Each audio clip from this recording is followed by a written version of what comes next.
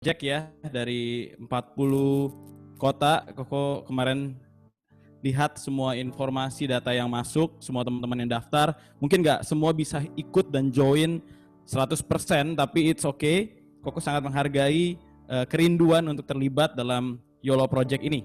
Nah, hari ini kita akan membahas mengenai equipping session yang kedua, yaitu how to do YOLO Project. Jadi buat teman-teman mungkin yang terlewat minggu kemarin, bisa nanti kembali melihat di YouTube channel ya, Shine HOG, karena di situ kalian bisa mendapat why we do YOLO Project. Minggu lalu kita bahas kenapa kita membahas YOLO Project. Nah, sedikit review atau sedikit mengulas apa yang kita bahas minggu lalu, kita mesti mengerti why before how. Oke, sekali lagi aku mau tekankan mengerti kenapa sebelum bagaimana itu hal yang sangat penting. Karena kalau kita ngerti alasan kita melakukan YOLO Project ini, maka nanti waktu ngejalaninnya akan menjadi lebih mudah. Menjadi lebih mudah bukan berarti gak ada tantangan dan gak ada pengorbanan. Akan tetap ada tantangan, akan tetap ada pengorbanan, akan tetap ada pain. Tetapi kita akan punya kekuatan untuk menjalaninya karena kita tahu purpose-nya. Contoh lagi nih, kalau teman-teman di sini ada yang pergi ke gym atau workout, jogging, atau misalkan ada yang skipping gitu ya, atau naik sepeda, atau ngapain aja deh, yang penting olahraga, futsal, basket. Nah, Koko mau tanya nih, pada saat kalian nge-gym atau olahraga, ya contoh yang gampang kita pakai gym aja deh. Kalian pergi ke tempat gym, angkat beban di sana, udah capek, keringetan, sakit kan, terus bayar lagi per bulan. Bayangin ya, kenapa kita rela untuk pergi ke gym, sakit, capek, keringetan, terus bayar. Kenapa? Karena kita tahu apa yang menjadi tujuannya.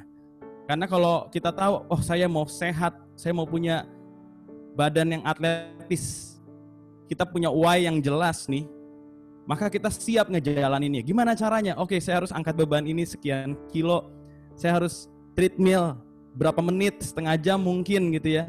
Saya harus lakukan olahraga ini dan itu dan ini dan itu. Bahkan ada yang jaga makan, nggak boleh makan martabak malam-malam dan lain sebagainya. Dikurang-kurangin yang manis-manis dan lain sebagainya. Rela menderita karena jelas tujuannya, karena tahu kenapa saya melakukan hal ini. Nah, Koko berdoa teman-teman semua kita harus punya why yang sama, alasan yang sama kenapa saya join YOLO Project ini. Kalau kita join cuman gara-gara keren-kerenan atau karena disuruh atau karena lihat pembicaranya, aku suka nih yang ini nih, aku mau dengerin, aku mau ikut, Koko yakin banget kita nggak akan maksimal dan kita nggak akan siap untuk membayar harga lebih jauh karena why kita nggak kuat. Nah, so Koko akan ulas sedikit. Remember, kalau pain kita punya purpose, punya tujuan, kita akan menjalannya dengan lebih mudah, dengan lebih siap. Oke, sekilas aku mengulas yang kemarin ya. You only live once. Artinya apa sih? Hidup hanya satu kali, tapi bukan berarti hidup sesuka hati. Benar ya? Kita hidup sekali, tetapi bukan berarti sesuka hati. Kenapa? Karena firman Tuhan bilang begini, young people, it is wonderful to be young. Enjoy every minute of it. Do everything you want to do. Take it all in. Oke, ayo anak muda, hidup tuh indah banget. Nikmati setiap menitnya, lakukan apa yang kamu mau. Tapi ingat, but remember that you must give an account to God for everything you do. Kamu perlu memberi pertanggungjawaban untuk semua hal yang kamu lakukan. Dan pada saat hari di mana kita harus memberi pertanggungjawaban itu tiba, kita meninggal atau Yesus datang, apakah kita siap? Untuk itu, kita harus mencari tahu apa yang Tuhan mau kita lakukan. Yang mengerti, katakan amin. Oke, kalian boleh ketik amin juga di chat room. Oke, tanda kalian mendengarkan juga dan meresponi firman Tuhan. Jadi kita harus melakukan apa yang Tuhan mau supaya nanti pada saat waktunya kita ketemu Tuhan, kita nggak cuma ceritain sama Tuhan tentang kehidupan kita di dunia ini, me, myself, and I. Tapi kita bisa dengan confident, Tuhan, aku sudah melakukan yang terbaik untuk menyelesaikan kehendak-Mu. Nah, pertanyaannya, apa yang Tuhan mau kita lakukan? So what does God want us to do. Yang pertama, Tuhan mau kita sadar akan keberadaan diri kita yang berdosa. Yang mengerti katakan amin ya. Jadi kita ini semua orang yang ada, yang terlibat di YOLO Project maupun yang tidak terlibat, kita semua ada dalam keadaan berdosa. Sebelum kita kenal Yesus, kita tuh manusia celaka dan kita semestinya tanggung akibat dari dosa kita. Karena upah dosa ialah maut. Dan udah deh, gak ada yang bisa nolong. Lalu Yesus datang ke dunia, memberikan nyawanya di kayu salib, menebus dosa kita, sehingga kita yang tadinya udah di bawah hukuman, jadi dibebaskan. Jadi sekarang kita tidak lagi di bawah hukuman, tapi di bawah kasih karunia. Nah, waktu kita berada di bawah kasih karunia, bukan berarti kita tidak punya tanggung jawab. Kita tetap punya tanggung jawab. Apa yang Tuhan kita mau, apa yang penebus kita mau kita lakukan, itu ada dan tertulis di firman Tuhan di Matius 22. And this is the second thing. Do the greatest commandment. Jadi apa yang Tuhan mau kita lakukan? Yang pertama, sadari dosa kita. Kalau kita sadar dulu kita orang berdosa dan sekarang kita sudah diampuni, kita tuh akan punya rasa berhutang sama Tuhan. Kita akan punya rasa penuh dengan terima kasih. Sampai kita pengen balas kebaikan Tuhan. Walaupun memang apapun yang kita lakukan gak akan pernah bisa membalas kebaikan Tuhan. Oke, tapi at least nih kita punya rasa sungkan. Masa sih Tuhan udah ampuni gua, maafin gua, terus gua hidup tanpa tujuan. Gua gak peduli apa yang dia mau. Kita gak mungkin bisa begitu. Paling gak ada rasa terima kasih gitu ya. Dan waktu kita punya sense seperti itu, kita gak akan duduk manis diam dan membiarkan orang-orang yang lain masuk neraka. Oke, tapi kita akan melakukan hal ini. Yang kedua yang Tuhan mau kita lakukan selama kita masih hidup, commandment. Ada di Matius 22 ayat 36 sampai 40. Isinya adalah kasihilah Tuhan Allahmu dengan segenap hatimu, dengan segenap jiwamu, dengan segenap akal budimu. Dan hukum yang kedua yang sama dengan yang pertama adalah kasihilah sesama manusia seperti dirimu sendiri.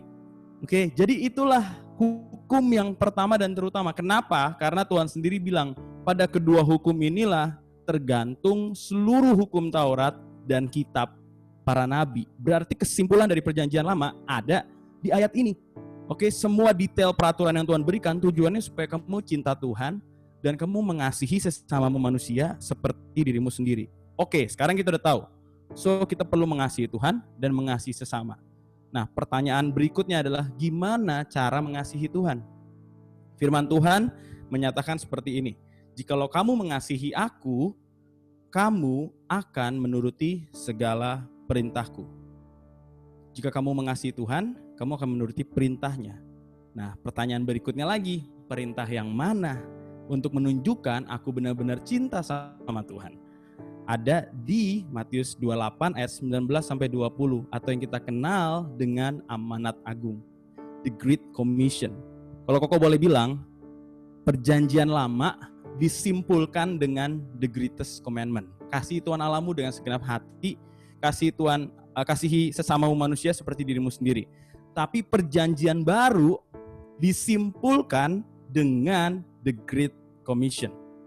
Remember ya, perjanjian lama disimpulkan dengan the greatest commandment. Perjanjian baru disimpulkan dengan the Great Commission. Apa isinya? Pergi, jadikanlah semua bangsa muridku. Baptislah mereka dalam nama Bapa, Putra, dan Roh Kudus, Allah Tritunggal. Oke? Ajar mereka melakukan segala sesuatu seperti yang telah kuperintahkan kepadamu dan ketahuilah aku menyertai kamu. Waktu kamu melakukan misi ini, Tuhan menyertai kamu. Amin. Ada banyak orang Kristen dan Tuhan bilang begini, aku Allah Immanuel, aku Allah beserta kamu. Tapi secara spesifik untuk orang-orang yang sedang melakukan tugas dinasnya, do the Great Commission, ada power yang menyertai, ada dunamos, ada kuasa Roh Kudus yang menyertai. Karena mereka dalam misinya Tuhan.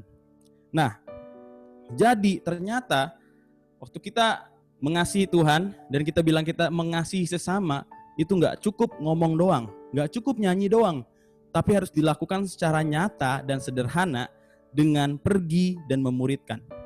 Pergi membawa orang ketemu Yesus, mengenal Yesus, dan memuridkan, mengajar mereka dari posisi mereka sekarang menjadi serupa seperti Kristus. Koko harap ini jelas. Inilah the greatest commandment and the great commission. Dan inilah yang jadi tujuan YOLO Project. Jadi kalau ada teman-teman nih yang ternyata tujuannya beda, yuk kita perbaiki. Amin. Mungkin kemarin pas join motivasinya ini dan itu. Tapi hari ini, setelah kita dengar, yuk perbaiki. Motivasi saya adalah karena saya mengasihi Tuhan dan sesama saya. Saya akan nyatakan itu dengan pergi menjangkau mereka, membawa mereka kenal Yesus, dan gak berhenti di situ, tapi membawa mereka juga menjadi serupa Kristus dengan memuridkan. Yang mengatakan yes. Oke? So Koko yakin, mungkin ya Koko ingat lagi cerita di mana Yesus waktu itu, dia buat mujizat 5 roti 2 ikan untuk memberi makan 5.000 orang. Terus habis itu orang yang ngikutin Yesus tambah banyak. Oke, fansnya Tuhan tuh makin banyak. Wah, yang ini hebat banget bisa buat mujizat. Gue mau lagi lihat mujizat berikutnya. Tapi tiba di satu titik Tuhan berhenti. Tuhan gak buat mujizat tuh. Dan Tuhan bilang begini, akulah roti hidup. Tadi dia multiplikasi roti. Terus abis itu dia gak ngikutin keinginan massa. Dia gak ikutin keinginan orang banyak. Dia ikuti keinginan Tuhan. Dan suatu ketika dia nggak lakukan mujizat itu, dia nggak perbanyak roti yang ada, malah dia bilang, akulah roti hidup yang turun dari langit. Dia bilang kalau dia ini anak Allah, dia ini Mesias. Dan waktu dia ngomong gitu, gegerlah semua orang. Mana mungkin dia ini anak Allah, dia kan anak tukang kayu. Mana mungkin, padahal udah lihat mujizat Tuhan, udah dengar pengajaran Tuhan. Tapi banyak orang mengikuti Yesus, motivasinya salah. Makanya waktu Tuhan ngomong seapa adanya, banyaklah yang meninggalkan Tuhan pada saat itu. Dan Tuhan Yesus nggak merasa insecure. Dia nggak bilang, sorry, saya salah ngomong. Nggak, maksud saya tuh, saya ini loh, saya jelasin ya, saya bukan begitu maksudnya. Dia nggak berusaha memperbaiki perkataan dia, malah dia nantangin murid-muridnya yang 12. Dia bilang, kalian nggak mau pergi sekalian? Mau pergi gak sekalian? Setelah kamu dengar ngomongan yang seperti ini, aku ini anak Allah, banyak yang nggak bisa terima. Nah, Koko cuman terpikir seperti ini. Banyak orang Kristen ikut Tuhan untuk agendanya, bukan agenda Tuhan. Nah, waktu Tuhan Yesus kasih tahu agendanya, banyak yang, wah kalau gitu saya undur dulu ya, saya nggak ikutan ya Tuhan Yesus ya. Sorry ya, saya masih banyak kerjaan.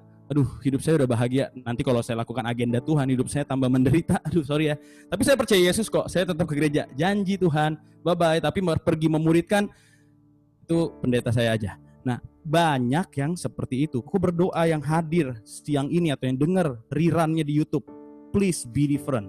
Amin. Please be different. Kita ikut Yesus untuk ikutin agenda Tuhan, bukan Tuhan ikutin agenda kita.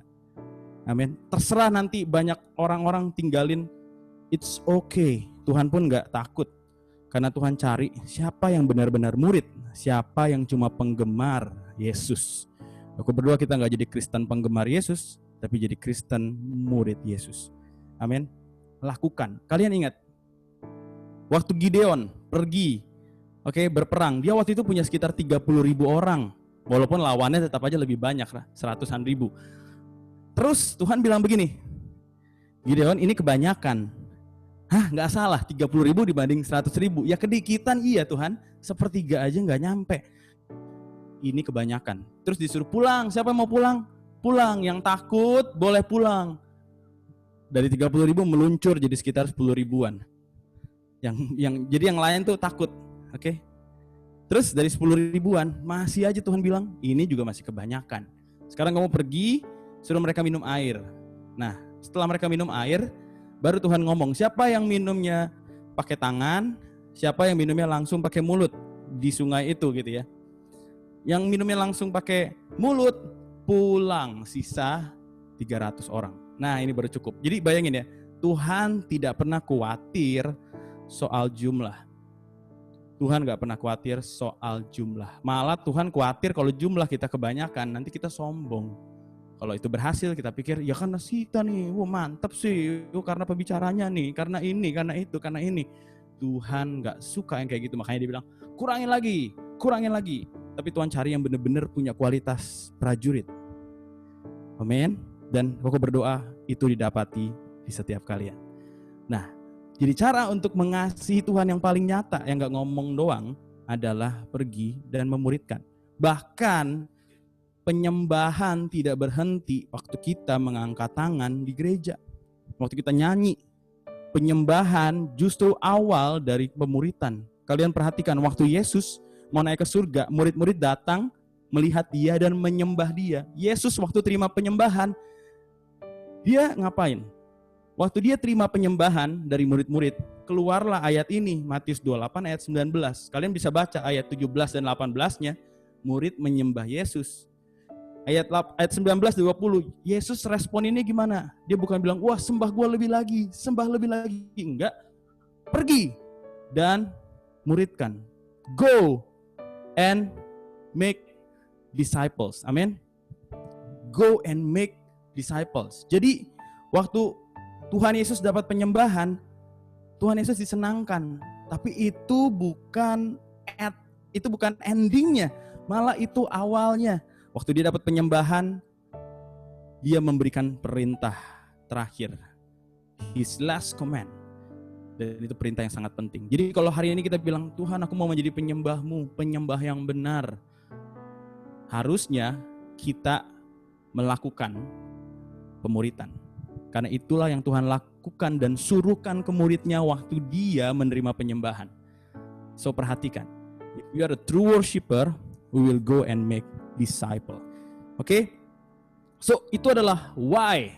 Itu adalah why. Why kita harus sama, why kita harus kuat. Dan sekarang kita baru bisa ngomong how. Karena di sini ini lebih keras lagi. Banyak yang mungkin nggak nyaman, tapi ini yang harus kita mengerti. Kalau why kita benar, how kita akan mudah. Oke, nah dalam how ini Koko mau cerita soal Yohanes Pembaptis. Aku berkata kepadamu, sesungguhnya di antara mereka yang dilahirkan oleh perempuan, ini kata Yesus ya, tidak pernah tampil seorang yang lebih besar daripada Yohanes Pembaptis. Namun yang terkecil dalam kerajaan sorga lebih besar daripadanya. Koko bingung pas baca ini. Ya, tidak pernah yang dilahirkan perempuan lebih besar dari Yohanes Pembaptis. Berarti ini hebat banget dong, ya kan? Emang ada lagi yang nggak pernah lahir dari perempuan? Ya kan semua juga lahir dari perempuan, bukan dari batu kan? Berarti ini hebat banget Yohanes Pembaptis nih. Tapi dibilang lagi begini, namun yang terkecil di kerajaan sorga lebih besar daripadanya. Auto bingung deh pokoknya. Nanti kok jelasin di ending ya. Tapi kita bahas yang di garis dulu. Tidak pernah tampil yang lebih besar dari Yohanes Pembaptis. Kenapa? Karena Yohanes Pembaptis punya gelar, dipilih oleh Tuhan untuk menjadi forerunner of the Messiah. Forerunner itu artinya yang mempersiapkan jalan, yang mendahului. Ya, ini perhatikan ayatnya di Lukas 1 ayat 80. The child continue to grow and to become strong in spirit. Ini ngomongin Yohanes Pembaptis. And he lived in the desert until the day of his public appearance to Israel as John the Baptist, the forerunner of the Messiah.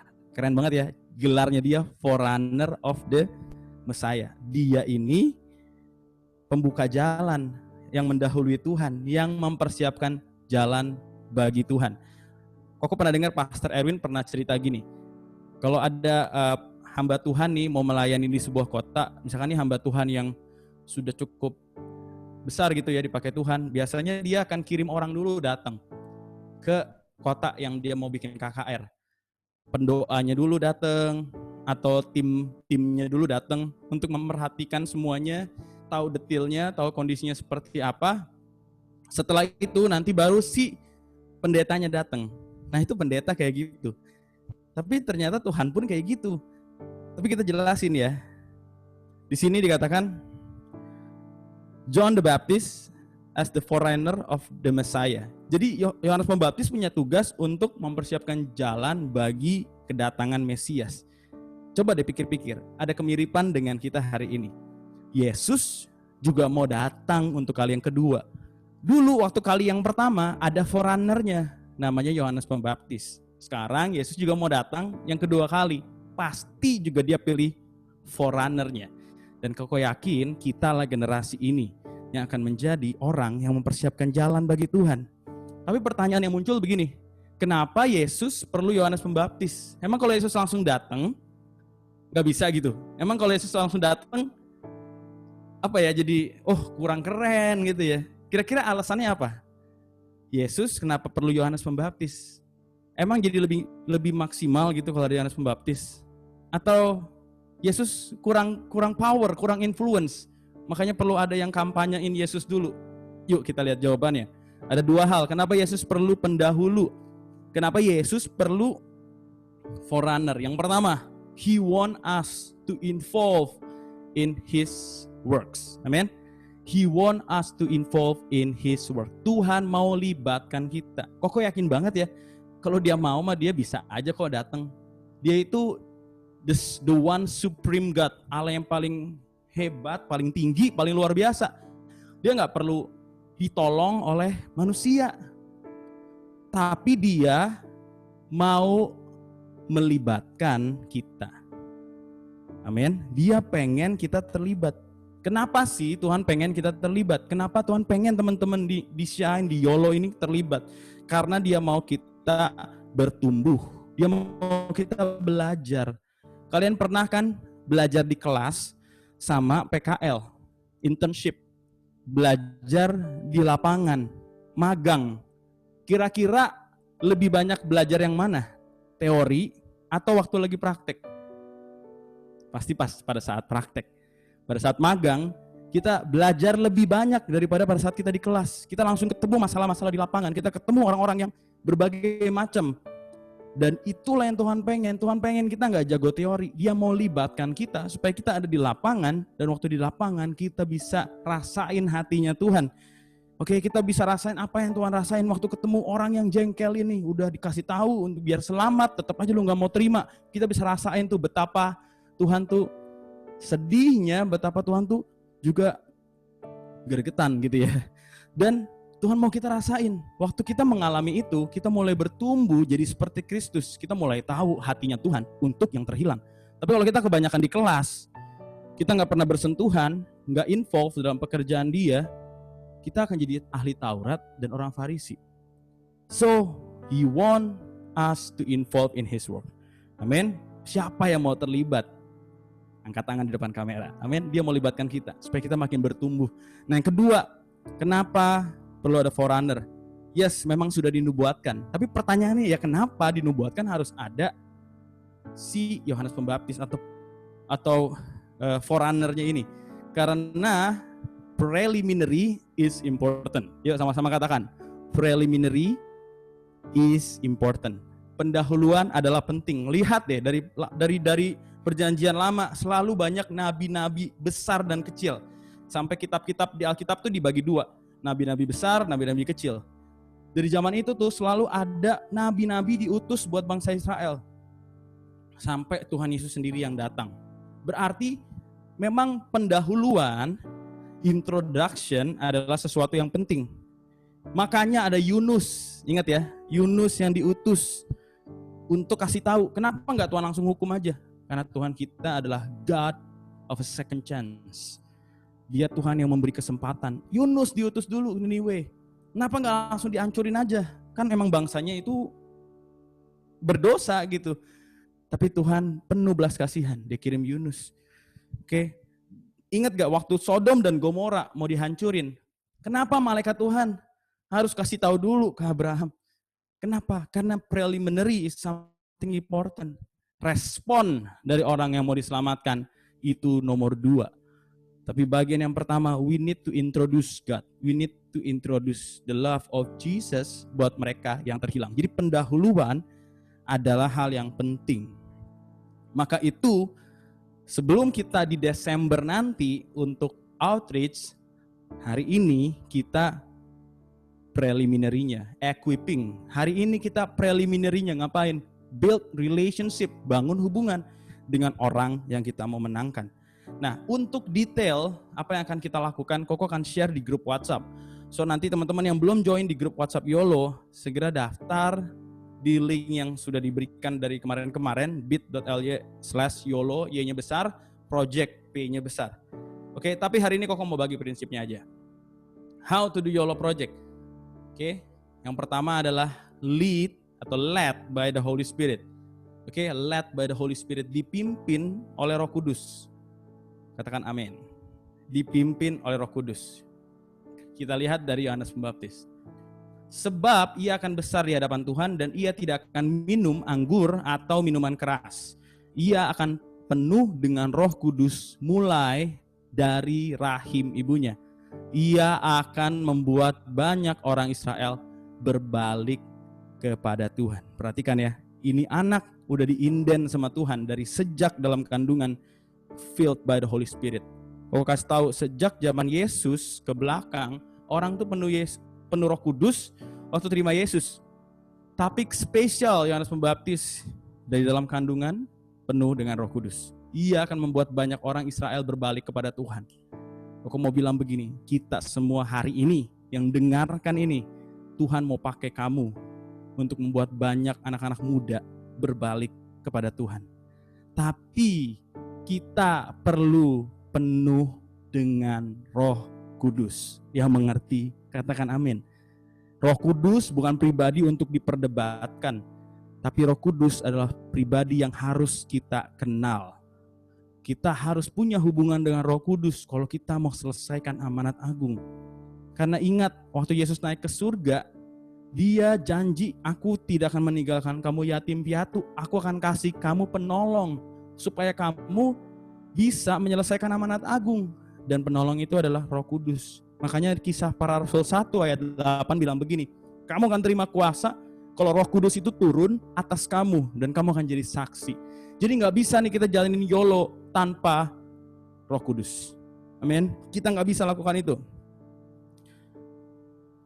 Dikatakan begini, dan ia akan berjalan mendahului Tuhan, forerunner, oke? Dalam roh dan kuasa Elia untuk membuat hati Bapa berbalik kepada anak dan hati orang durhaka kepada pikiran orang benar. Dengan demikian menyiapkan bagi Tuhan suatu umat yang layak baginya. Perhatiin ya, udah si Yohanes Pembaptis ini dibilang paling besar di antara semua yang dilahirkan perempuan. Terus dia berjalan dalam Elia tuh nabi besar di perjanjian lama. Betapa dahsyatnya sih si Yohanes Pembaptis ini. Berarti betapa dahsyatnya kita mau dipakai Tuhan di hari ini. Amin. Dan perhatikan, siapa Elia? Dan apa yang Elia lakukan? Kita bisa lihat ya. Elia itu adalah nabi Tuhan pada saat bangsa Israel itu lagi meninggalkan Tuhan dan menyembah Baal. Tapi satu ketika Elia bilang begini, tidak akan turun hujan. Oke, sebelum kukatakan kepadanya hujan. Oke, jadi akhirnya Israel ngalamin kekeringan 3,5 tahun.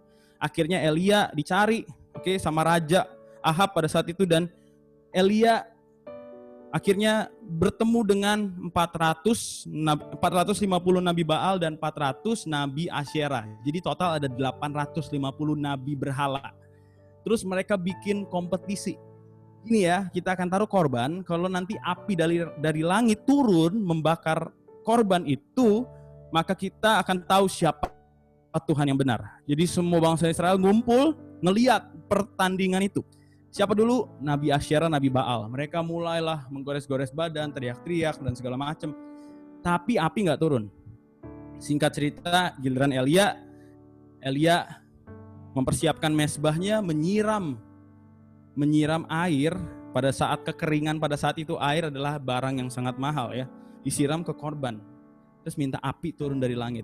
Dia bilang begini, jawablah aku ya Tuhan, jawablah aku supaya bangsa ini mengetahui bahwa Engkaulah Allah dan Engkaulah yang membuat hati mereka bertobat kembali.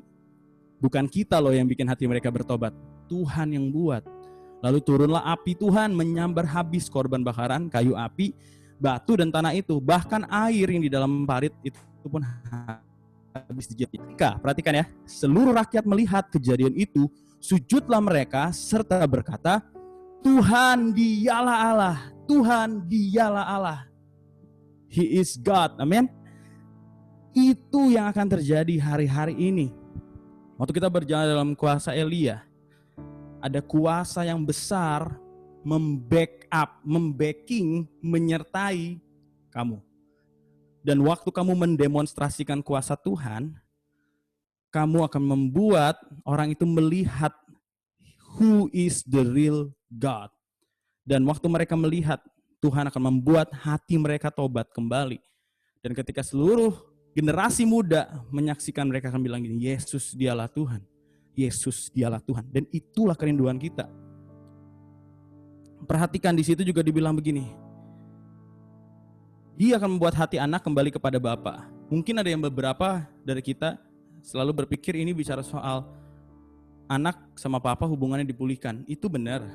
Tapi kenapa sih Tuhan pakai istilah anak?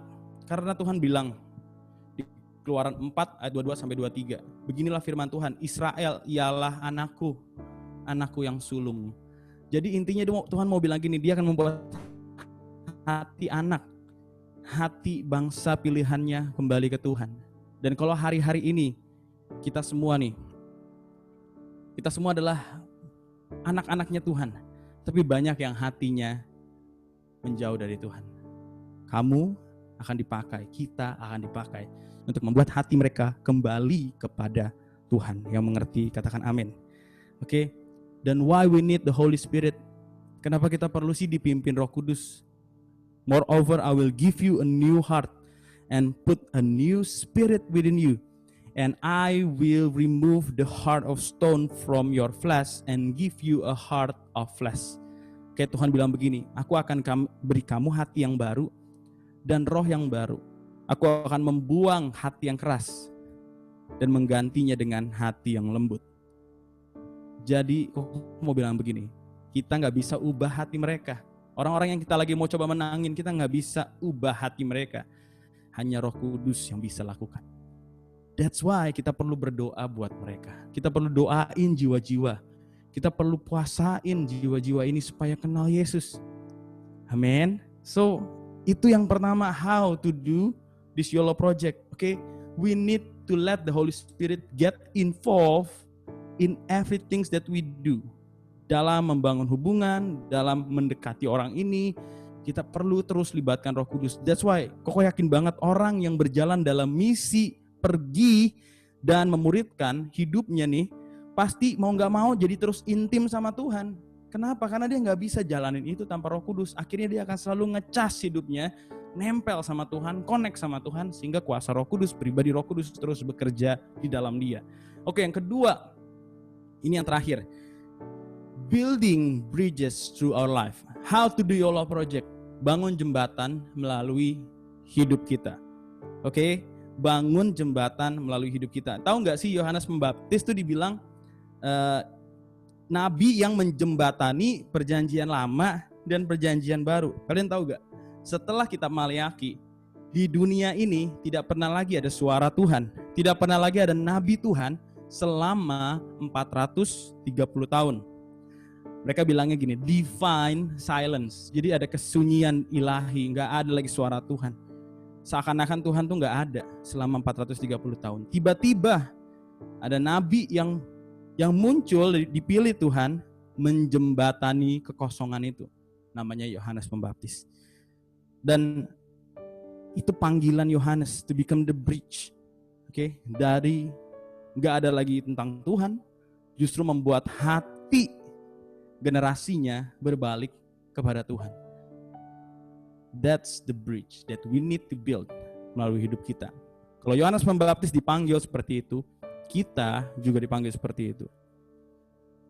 Perhatikan ya, Yesaya pernah bernubuat buat Yohanes. Bukan cuma Yesus yang dapat nubuatan, Yohanes juga pernah dinubuatkan oleh Yesaya. Perhatikan, sebab ada tertulis di dalam kitab nubuat Yesaya, ada suara yang berseru-seru di padang gurun. Persiapkanlah jalan untuk Tuhan, luruskanlah jalan baginya. Oke, persiapkan jalan untuk Tuhan. Tuhan mau datang, persiapkan jalan. Apa yang dilakukan? Setiap lembah akan ditimbun, setiap gunung dan bukit akan menjadi rata, yang berliku-liku akan diluruskan, yang berlekuk-lekuk akan diratakan. Dan setelah semua itu terjadi, semua orang akan melihat keselamatan yang dari Tuhan. Yang mengerti katakan amin. Oke, dengan cepat apa maksudnya? Apa maksudnya nubuatan ini? Setiap lembah akan ditimbun. Setiap lembah, perhatikan ya, lembah bicara soal hati yang terluka. Setiap lembah harus ditimbun. Artinya setiap luka harus disembuhkan. Hari-hari ini kita kalau mau berangkat jadi prajurit Tuhan, nggak mungkin kita perang dalam keadaan sakit. Kita akan jadi sasaran tembak musuh duluan. Tapi kamu perlu sembuh.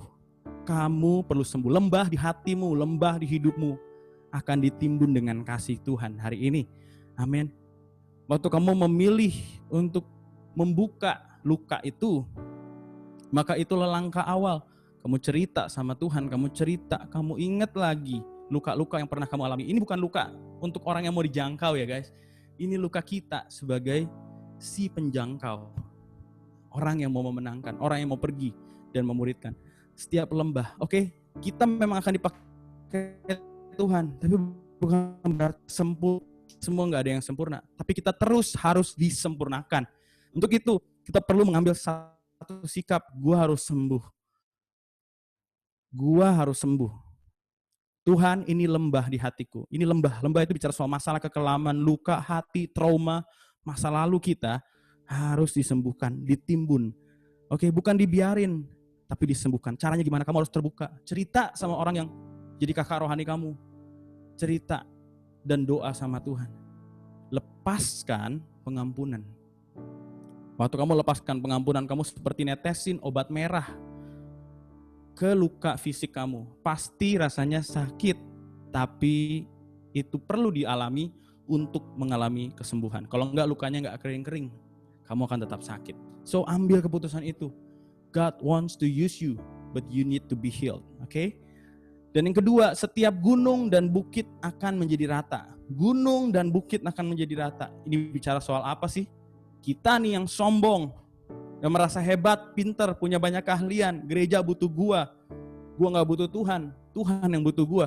Setiap kita yang sombong, setiap kita yang ngerasa gak ada yang bisa gantiin saya ini pengaruhnya besar, saya ini orang nomor 1. Setiap kita yang sombong harus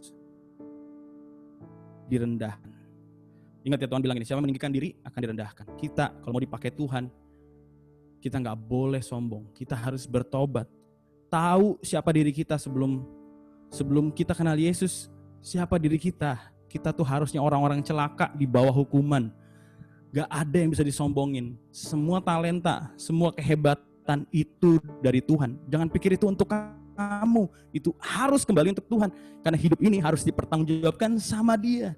So, setiap gunung dan bukit, setiap kita yang ngerasa gue hebat, yang gak pernah bisa dibilangin, yang selalu ngerasa benar sendiri, yuk sama-sama hari ini bertobat. Kesombongan itu harus diratakan di dalam nama Yesus.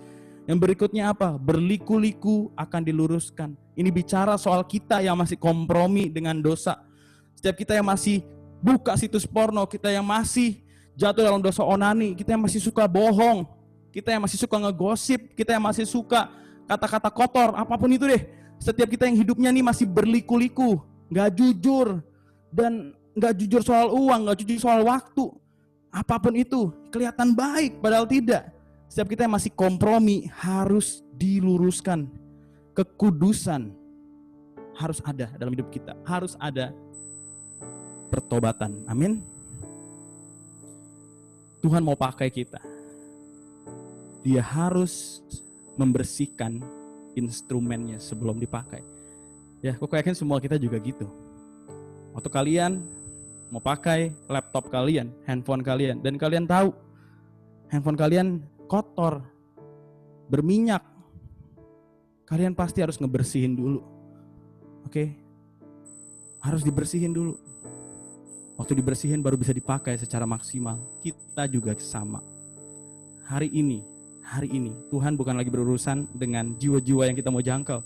Koko yakin percaya dan koko yakin teman-teman bisa rasain. Hari ini Tuhan mau berurusan sama kamu. Sama kamu. Yang berlekuk-lekuk akan diratakan. Apa artinya? bahasa Inggrisnya dibilang gini, rough roads make smooth. Tanah yang kasar, ya dia bilangnya tanah yang kasar akan diratakan. Artinya setiap kita yang karakternya masih sombong, masih egois, oke, setiap kita yang karakternya ini masih keras, ini gua, ya ini hidup gua, ini keputusan gua, yang selalu ngomong kayak begitu, oke, yang selalu cari-cari alasan, yang bahkan pakai ayat untuk kelihatan benar secara rohani.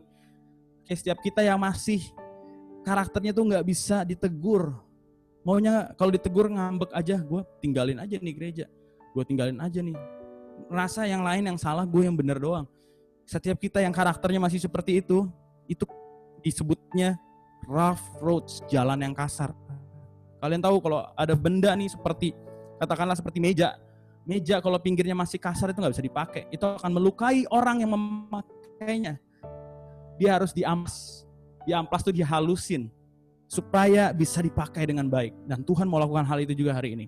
Tuhan mau buat yang kita yang masih kasar ini, yang masih belum bisa berubah ini, karakter yang keras ini, Tuhan mau ubahkan kita jadi pribadi yang lemah lembut. Dari semua ini, kata kuncinya adalah pertobatan. Ini yang ngomong siapa? Lukas 3:8 ini yang ngomong Yohanes Pembaptis. Jadi dia bilang begini, hasilkan buah-buah yang sesuai dengan pertobatan. Jangan berpikir dalam hatimu, Abraham bapa kami, karena aku berkata kepadamu, Allah dapat menjadikan anak-anak bagi Abraham dari batu-batu ini. Jangan pikir, gue orang Kristen, gue udah dari lahir, bapak gue pendeta, bapak gue penatua di gereja, pengerja, gue udah pelayanan kok. Jangan berkata kayak gitu, Tuhan bisa pakai siapa aja. Gak ada orang yang gak bisa digantikan sama Tuhan.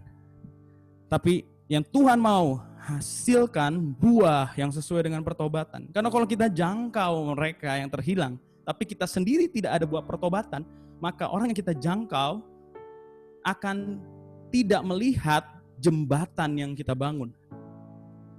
Perhatikan ya, jembatan hidup yang kokoh dibangun lewat pertobatan. Kalau seandainya hari ini kita mau dipakai Tuhan nih, tapi kita nggak mau bertobat nih, aku siap kok bangun hubungan, aku siap kok ajakin mereka nanti, tenang. Tapi aku nggak mau bertobat. Kamu seperti sedang membangun jembatan kayu yang udah patah-patah kayunya. Kita seperti sedang membangun jembatan dari tali. Jembatan sih, tapi nggak kuat. Kalau mereka jalan, mereka bisa jatuh. Kenapa? Karena hidup kita belum bertobat. Karena kita jago ngomong, tapi nggak hidupi firman Tuhan. Karena kita jago banget debat ayat, tapi kita nggak hidupi. Dan yang jadi jembatannya sebenarnya hidup kita. Amin. So, jembatan hidup yang kokoh kita perlu bangun lewat pertobatan hidup kita. Nggak usah lihat yang lain dulu, lihat ke diri kita. I need to repent, God. I want to be used by you. Oke. Nah, yang kedua, waktu kamu mau bangun jembatan, lakukan hal ini. Ini yang diajarkan Yohanes Pembaptis. Ini ayat lanjutannya ya, Lukas 3:11. Masih di Lukas 3, nanti teman-teman bisa baca di rumah. Jawabnya, barang siapa mempunyai 2 helai baju, hendaklah ia membaginya dengan yang tidak punya. Dan barang siapa mempunyai makanan, hendaklah ia berbuat juga demikian. Artinya apa? Yohanes Pembaptis bilang begini, waktu kamu udah bertobat, buah-buah pertobatan kamu, selain itu, kamu perlu menabur kasih. Kalau kamu punya 2 helai baju, bagi ke yang tidak punya. Mungkin kamu bisa ganti nih. Kalau misalnya kamu lihat ada teman kamu yang perlu makan, tabur makanan. Orang sekitar kamu nih yang kamu mau menangkan lagi perlu waktu untuk cerita. Berikan waktu dan telinga kamu. Taburlah kasih. Bisa jadi waktu, bisa jadi energi. Kamu temenin dia, kamu jemput dia, kamu antar dia. Di saat dia membutuhkan, kamu hadir. Perhatikan ya, kalau Koko mau bilang begini, Koko juga dapat ini. Waktu kita nggak datang di sebuah pesta, orang tuh nggak sadar. Si penyelenggara pesta tuh nggak sadar. Tapi waktu kita tidak hadir di rumah duka, orang itu sadar. Artinya apa? Keabsenan kita di saat masa duka itu sangat besar terasa, sangat besar terdengar. Ngerti ya? Di saat susah, waktu kita absen tidak hadir, orang itu sangat bisa ngerasain, sensitif sekali. Tapi kalau lagi bahagia, kita nggak hadir juga dia nggak berasa. So aku mau bilang begini, kalau hari-hari ini kita tahu nih orang yang kita mau jangkau lagi dalam masa sulit, kamu perlu hadir dalam hidupnya.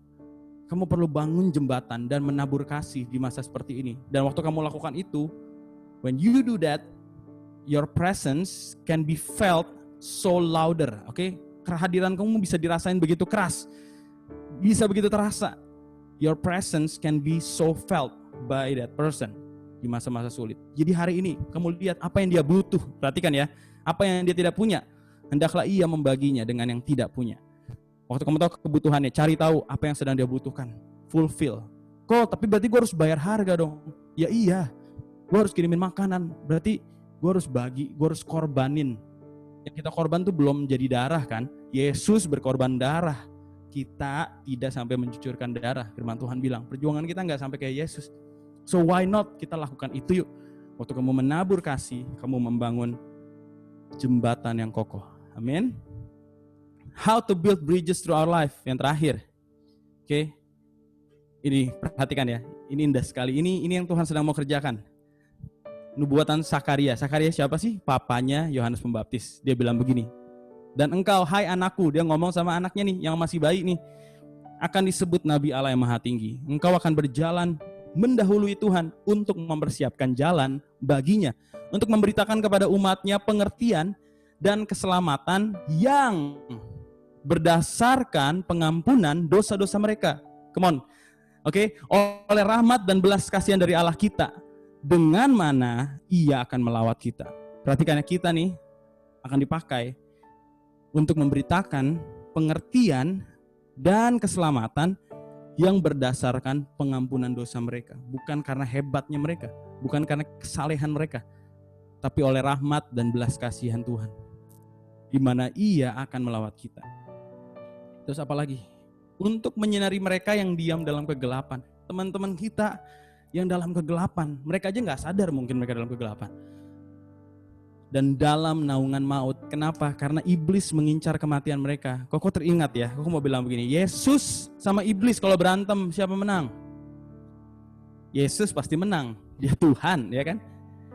Nah pertanyaannya, iblis udah gak mungkin menang lawan Yesus. Tapi iblis masih bisa menyakiti hati Tuhan Yesus dengan cara membawa orang-orang yang Tuhan Yesus kasihi masuk dalam neraka. Dan itu yang iblis terus lakukan sampai hari ini. Iblis berusaha nyakitin hati Tuhan. Setiap hari waktu ada orang yang meninggal tanpa kenal Yesus, hati Tuhan hancur. Kenapa? Karena Tuhan juga mati menebus dosa orang yang masuk neraka itu. Tapi mereka tidak menerima Yesus sebagai Tuhan dan Juru Selamat. Disitulah iblis bisa membalas walaupun dia tidak bisa menang. Apakah kita mau diam saja? Perhatikan ya, ada banyak orang dalam kegelapan dan dalam naungan maut. Tapi kita akan bertugas mengarahkan kaki kita, untuk mengarahkan kaki kita kepada jalan damai sejahtera. Kita akan mengarahkan mereka juga kepada jalan damai sejahtera. Adapun anak itu bertambah besar dan makin kuat. Nah, Koko sangat pengen kita lihat di bagian ini. Makin besar, bertambah besar dan makin kuat rohnya, dan ia tinggal di padang gurun. Dia tinggal, Yohanes Pembaptis tinggal di mana? Bukan di rumah mewah. Ia tinggal di padang gurun sampai kepada hari ia harus menampakkan diri kepada Israel. Dengar baik. Kalau kamu, saya pernah ada atau sedang ada di padang gurun, Tuhan sedang mempersiapkan kamu untuk menjadi jembatan bagi orang lain. Tahu gak kenapa kamu ada di keluarga broken home? Kenapa kamu ada di keluarga yang papa mamanya bercerai? Keluarga yang gak ideal. Itu kayak padang gurun. Itu hal yang gak nyaman, hal yang menyakitkan, bergumul berat. Bahkan banyak hidup kita terpengaruh sampai hari ini karena masa lalu yang kita gak bisa pilih. Orang tua kita gak bisa pilih. Kita gak bisa pilih mau lahir di mana. Tapi kita lahir di kondisi yang seperti padang gurun. Kamu harus ada di sana. Bukan berarti kamu gak punya masa depan. Tuhan sedang persiapkan seperti Yohanes Pembaptis dipersiapkan, supaya waktu kamu menampakkan diri, kehidupan kamu dan kemenangan kamu dari padang gurun itu menjadi jembatan buat orang-orang yang mengalami hal yang sama. Waktu mereka lihat, dia aja bisa, dia juga lewatin, bahkan dia lebih parah. Kenapa bisa? Disitulah kita jadi jembatan. Disitulah dia mau lewat di atas hidup kita kepada Yesus. Amin. kita sedang dipersiapkan Tuhan. Jadi jembatan hidup yang kokoh dibangun lewat pergumulan hidup. God makes us or allow us to be in the desert, okay? To be in the wilderness for a purpose. Supaya hidup kita relate dengan mereka. Kalau hidup kita fine-fine aja, kita nggak punya mental cukup kuat untuk menjangkau mereka. Tapi hari ini kamu sudah dilatih. Nggak ada hal yang sia-sia. Kalau kamu ngerti purpose-nya, kamu tahu why-nya, kamu akan jalani dengan mudah. Kamu akan mudah melakukan how-nya. Oke? Sebagai kesimpulan, build the bridge dengan pertobatan. Ingat, Tuhan mau berurusan dengan kita. Kita yang perlu bertobat. Semakin hidup kita benar, semakin kokoh, semakin kuat jembatan yang kita bangun untuk mereka. Yang kedua, dengan menabur kasih. Cari apa yang mereka butuhkan, willing to pay the price, berani bayar harga. Berani bayar harga, amin. Berani bayar harga. Kalian mungkin harus kehilangan uang, bensin, waktu demi melakukan kebaikan, menabur kasih untuk orang yang mau kalian kenal sama Yesus. Do that because you love God and you love the others. Ingat ya, karena aku mengasihi Tuhan, aku mengasihi sesama. Cara paling realnya aku memuridkan, dan disitulah aku menabur kasih. Aku mau kasih istilah love bank. Kalian tahu power bank? Power bank biasanya dipakai untuk menyimpan daya. Oke, kalau kalian colokin ke handphone kalian, dia akan menyedot isi baterai jadi charger untuk handphone kamu. Tapi power bank itu juga perlu dicas. Kalian tahu dalam setiap kita ada namanya love bank. Oke, sebuah tempat yang harus diisi oleh kasih. Kasih kita nggak akan cukup untuk bisa penuhin kebutuhan mereka. Hanya kasih Yesus yang bisa melakukan hal itu. Tapi waktu kamu menabur kasih, waktu kamu menabur kebaikan sesuai dengan yang dia butuhkan, kamu juga sedang bekerja sama dengan Tuhan Yesus menambahkan kasih dalam kehidupan orang itu. Dan itu akan menjadi jembatan untuk kita mengantarkan Yesus dalam hidup mereka. Yang terakhir, pergumulan hidup kamu. Makanya kalau kamu hari ini dalam pergumulan, now in your pain, you has a purpose. Put purpose in your pain. Taruhkan tujuan dalam rasa sakitmu hari ini. Kamu tahu itu didesain untuk menjadikan hidup kita jembatan buat orang lain.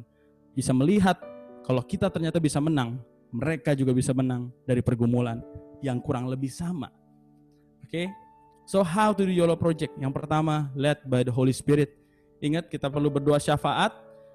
Berdoa buat orang itu setiap hari. Kita perlu membaca firman Tuhan, karena kalau kamu makan firman Tuhan, roh kamu kuat. Kalau kamu cuma makan dari postingan IG story dan YouTube, roh kamu akan lemah. Dan siapa yang lebih banyak dapat makan, itu yang akan memimpin kehidupan kita. Okay, so make sure kita punya waktu yang cukup untuk berdoa, membaca firman, dan menyembah Tuhan saat teduh. Yang kedua, you build bridge melalui pertobatan kita, menabur kasih sama orang itu, dan melalui cerita hidup kita, di mana Tuhan membuat kita menang. Gue akan tutup dengan ayat terakhir. Less of me, more of him. Yuk baca sama-sama ya. 1, 2, 3. He must become greater and greater, and I must become less and less. Sekali lagi yuk. He must become greater and greater, and I must become less and less. Dia harus bertambah, aku harus berkurang. Siapa yang ngomong ini? Lagi-lagi Yohanes Pembaptis. Kenapa dia ngomong begini? Karena murid-murid Yohanes Pembaptis tiba-tiba datangin Yohanes Pembaptis dan bilang gini, "Guru, lihat itu Yesus yang kamu baptis kemarin. Sekarang dia juga ikut membaptis banyak orang, dan banyak orang datang ke dia. Gimana nih kita nih? Kita kekurangan nih, kita jadi fans kita, pengikut kita malah lebih banyak yang ikut Yesus daripada ikut Yohanes Pembaptis. Gimana nih? Ini jawaban Yohanes Pembaptis. He must become greater. Dia harus bertambah, aku harus berkurang. Memang untuk itulah hidupku dipanggil, untuk menjadi forerunner-nya Yesus. Setelah dia hadir, semua mata harusnya tertuju kepada Yesus. Aku makin berkurang. Orang makin gak kenal aku gak apa-apa, tapi orang harus makin kenal Yesus melalui hidupku. Yang mengerti, katakan amin. Arti kata I must become less, artinya gini, ego kita harus makin turun. kesombongan kita, luka kita harus sembuh. Amin. I must become less. Cara ngomong kita yang kotor berubah. Cara kita ngomong kotor kasar berubah. Sikap dan pikiran kita yang gak bisa dibilangin, yang selalu merasa benar harus berubah. I must become less and Jesus must become greater. Dengan cara demikian kita baru bisa menjadi alatnya Tuhan. Dengan cara demikian kita baru bisa menjadi jembatan untuk orang itu mengalami Tuhan. Yuk, kita sama-sama pejamkan mata kita. Kita berdoa.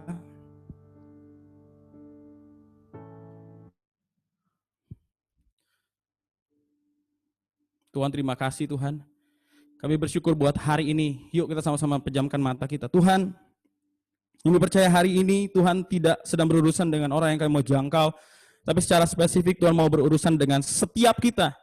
Oleh karena itu hari ini, teman-teman, kalau kamu mengambil keputusan dan mau berkata seperti ini, Yesus harus semakin bertambah, aku harus semakin berkurang. Kalau kamu mau dipakai oleh Tuhan, bayar harganya, hidup kita harus bertobat, kita harus tabur kasih, kita harus menang lewat pergumulan hidup, supaya orang-orang yang kita mau jangkau juga bisa melihat, ternyata kamu bisa ceritakan sama aku, gimana cara kamu lewatin. Dan itu hanya melalui Yesus. Kalau kamu mau dipakai Tuhan, seriously, you want to be used by God, Tuhan gak perlu banyak. Ingat, 20.000, 30.000 kebanyakan. 10.000 pun kebanyakan. Tuhan cari 300 orang. Kok yakin hari ini Tuhan gak cari fansnya Yesus. Tuhan lagi cari muridnya. Siap bayar harga, siap bergerak. Kalau kamu mau, taruh kedua tanganmu di dada. Ikuti doa kokoh. Tuhan Yesus, hari ini aku mengambil keputusan. Aku mau semakin berkurang. Aku mau Engkau semakin bertambah.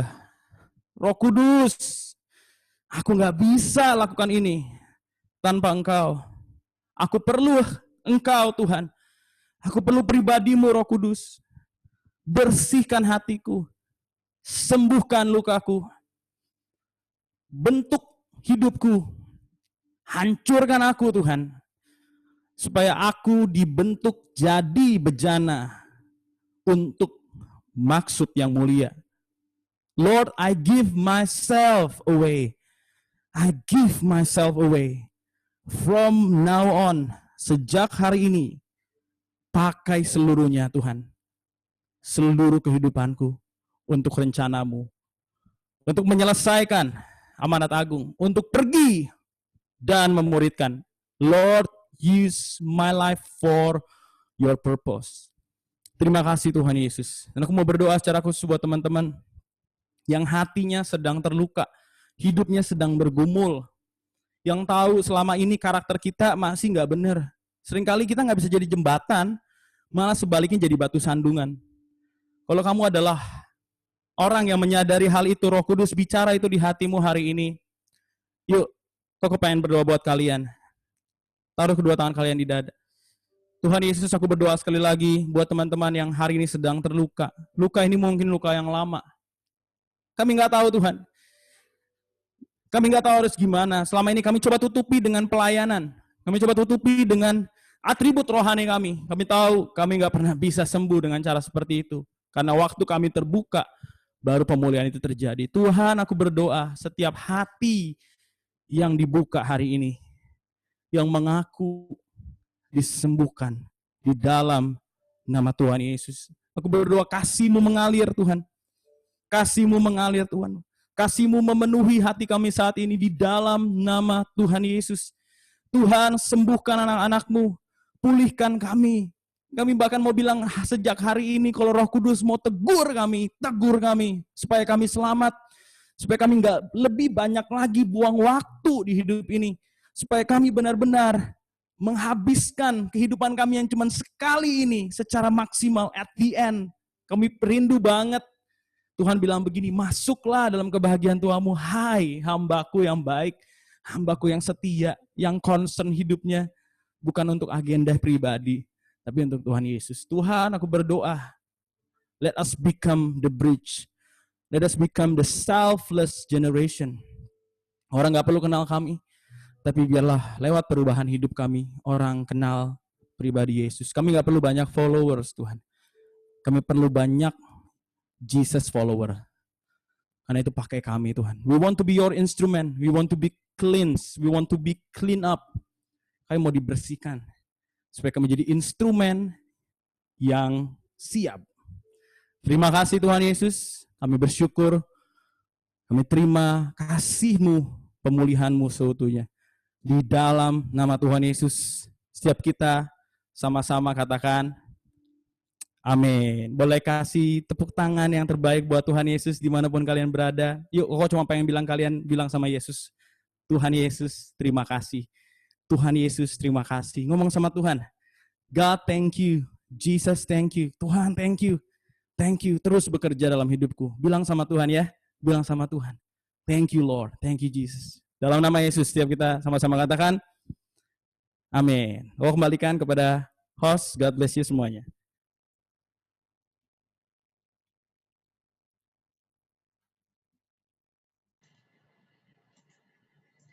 Amin. Yuk teman-teman kita sama-sama berikan tepuk tangan kemuliaan untuk Tuhan sekali lagi.